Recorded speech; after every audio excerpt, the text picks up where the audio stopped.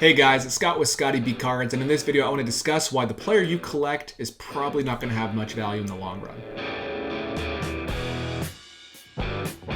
Okay, so that intro might not have been quite fair. I just want to discuss how certain players that we believe will hold value over the long term most likely won't, and why. I want to dive into the numbers of what the odds are of your player having value are, and what cards might actually have value in the long run, and how you might want to collect. So let's just discuss this. The first thing I want to say with baseball cards that is more unique than other sports is that the Hall of Fame has a huge impact on a player's collectability. Not always, like we'll see with like Barry Bonds and Pete Rose, a couple other players that I'll discuss in this video, but overall, it's a very important thing to have a high floor with baseball cards. Not a high ceiling necessarily like Harold Baines, but Harold Baines' floor is significantly higher than it was than if he would not have made the Hall of Fame. So let's dive into this. Hall of Fame statistics. There's currently been 22,656 baseball players who have played in the Negro Leagues or Major League Baseball, and that number's gone up. This is actually from last year. I couldn't find the new number, so I'm just using last year's slide, so it's actually even a little bit higher. On average, like we'll discuss, about 240 players make a debut every year. And this number is going to be a little bit off as well because there's now 270 players who have made the Hall of Fame as players, but it's going to be such a slim percentage off that I'm not even going to worry about it. But we can see there's actually about 1.18% of baseball players will actually make it to the Hall of Fame as a baseball player. So out of the 22,000 that have played Major League Baseball, only 268 players have made the Hall of Fame. We hear all the time, it's like, oh, the Hall of Fame, they let everybody in there. Scott Rowland's in there. Harold Baines is in there.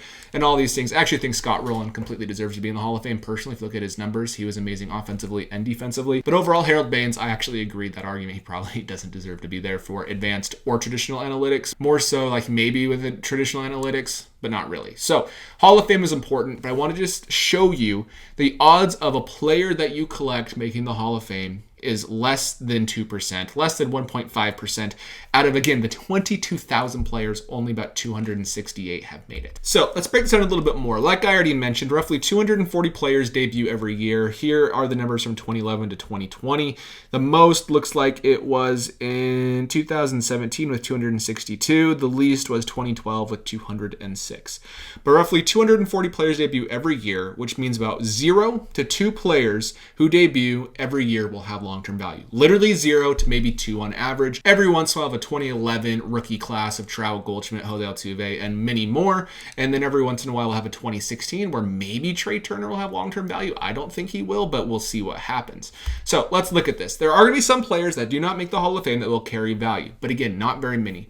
We have a few players like Don Mattingly or Dale Murphy who are borderline Hall of Famers that have a lot of value because they were really good and they got hurt maybe, or they didn't quite do well later in their career, but they're a fan favorite for a respective team. There's a category of those players, but it's not as big as you would think that actually hold value. Then there's players like Barry Bonds who were steroid user guys who probably should be in the Hall of Fame. Alex Rodriguez is another one, but aren't there because of steroids. And then we have people like Pete Rose with the gambling situation, and same with Joe Jackson with the gambling situation. Those players would have been in the Hall of Fame if it wasn't for the various things that have happened in their careers. So while there are examples of these players can carry value, it's not going to be quite as much as you expect. There's also going to be examples of players like Josh Donaldson. Josh Donaldson has 46.6 career WAR. That is going to be 378th highest all time out of the 22,000 players that have ever played Major League Baseball.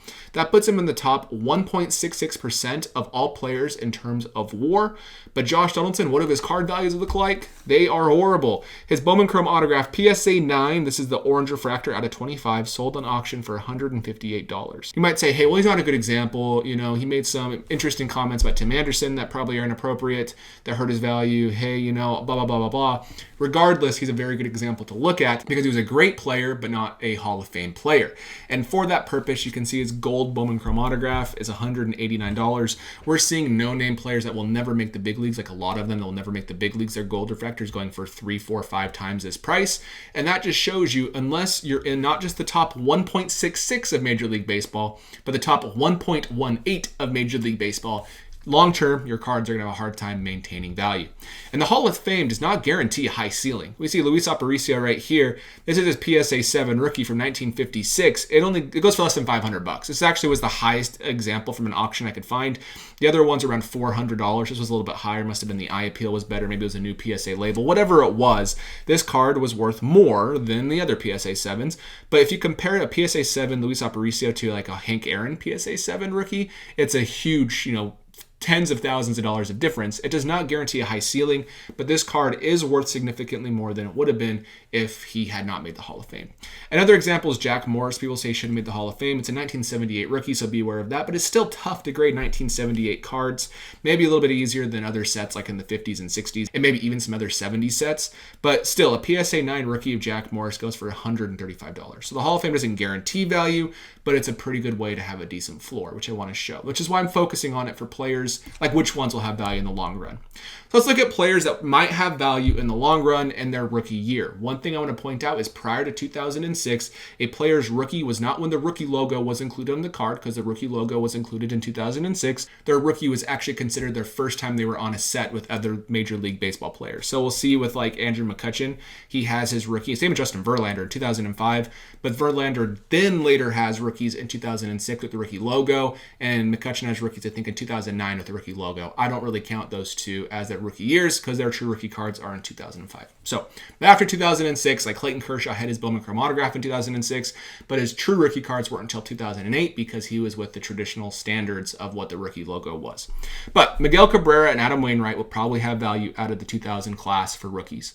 2001 is Albert Pujols, Ichiro, and Chase Utley. I think Chase Utley will have long-term value. He's over 60 WAR. He's an interesting guy for the Hall of Fame. Who knows if he'll make it, but I think he has a good shot. Then we have 2002 with Greinke, Votto, Maurer, and David Wright. David Wright will not make the Hall of Fame, in my opinion, unless he's with the Veterans Committee because his numbers weren't quite good enough, but he had an amazing age. Up until age 30, he was amazing, and then he just fell off due to injuries.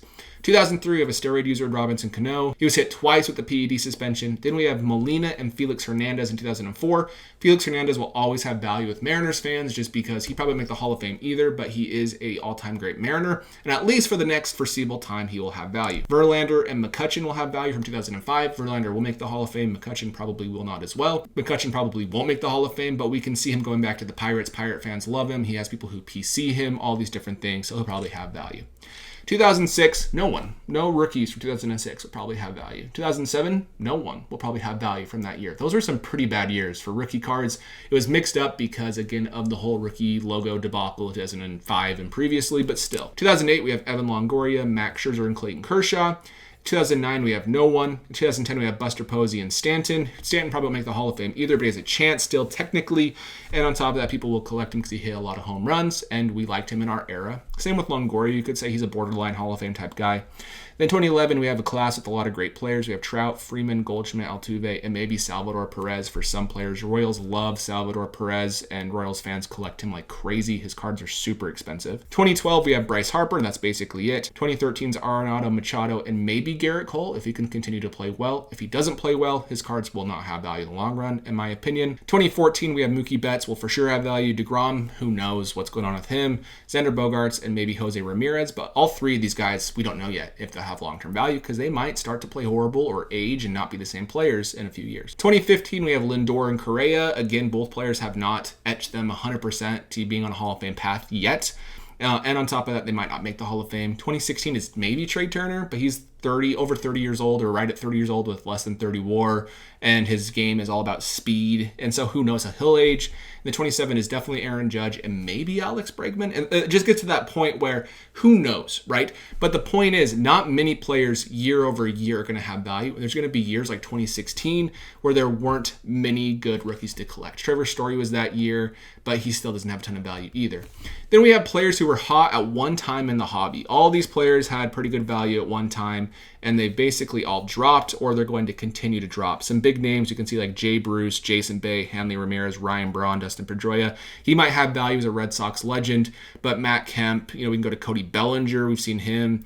Then we have Corey Seager. He's not quite been the same guy in regards to collecting. Jeff Francoeur, Grady Sizemore, Rick Porcello, Zach Wheeler. All these guys at one point had major value, and they just won't in the long run, unfortunately. I want you to look at these Beckett magazines from April 2008 and July 2008. I only picked these pages because I had these from my childhood. But we can see a lot of these players. Jay Bruce, $120 for his Topps Chrome autograph. That card's probably worth $2 or $3 now. Then we can see Austin Jackson, Elite Prospects autograph, $80 and rising. And now it's worth about $4 in a PSA 9, probably about $1 in, even a quarter in quarter boxes nowadays. Over here in July 2008, we're seeing players we know like Ryan Braun, worth $200 and going up. That's not the case anymore. Then we see Evan Longoria, $175, had a good career, and he's actually down to about $20 to $50 for Bowman Chrome autograph. It's just a tough game to really pick a guy, collect them throughout their entire career, and predict value. It's almost impossible. So takeaways. Know why you're collecting a player. If you're going to be collecting or piecing a player, know the risks, because it is a zero-sum game like we'll talk about in a moment. If you're doing it for fun, disregard everything I say in this video, look for great deals, and enjoy it. If you're doing it as an investment, make sure you're buying the investment grade guys.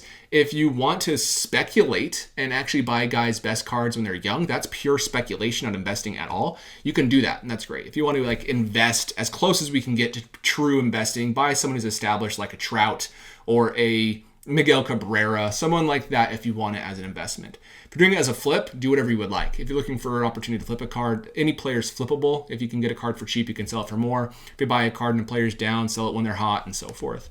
Most players will not have value. I want to just emphasize that again. If you look at this information, we'll see most players will not have value. And Troy Tulowitzki is a good example. Yasiel Puig. I can go on and on about players. These are just the ones I thought of. There's many, many more that you could even think of and add to this list. Like if you look at Ryan Howard, he was so good, and then he just hurt his Achilles and he was out forever.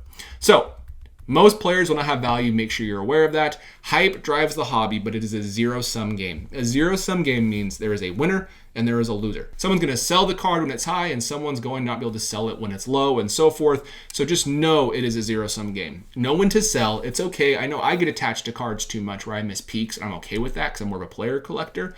But know when to sell, so that way if you're trying to flip things, you should sell even though you might irrationally want to hold on to the cards a little bit longer. It's okay to take certain percentages. It's impossible to time the top of the market on anything, literally impossible, unless you just get lucky or you are able to see the future. And if you are, hit me up. We can make a lot of money together. Know when to buy. There's not always a good time to buy. If someone's hot, it is not the time to buy that player. Very rarely, if you buy a player who is hot, their cards will continue to go up in the long run. So just know when you should buy, know when you should sell, and just overall enjoy sports cards. I'm not trying to make this not fun. I just wanted to show you, in reality, a lot of the players we're piecing and collecting, it's just going to be tough to have value in the long run. And if you're okay with that, enjoy collecting. If this is eye-opening to you, just be careful with what you're doing in sports cards, because it's supposed to be fun and you can make money, which is great as well. So thanks for watching. Let me know in the comments below what your thoughts are, and I will see you in the next video.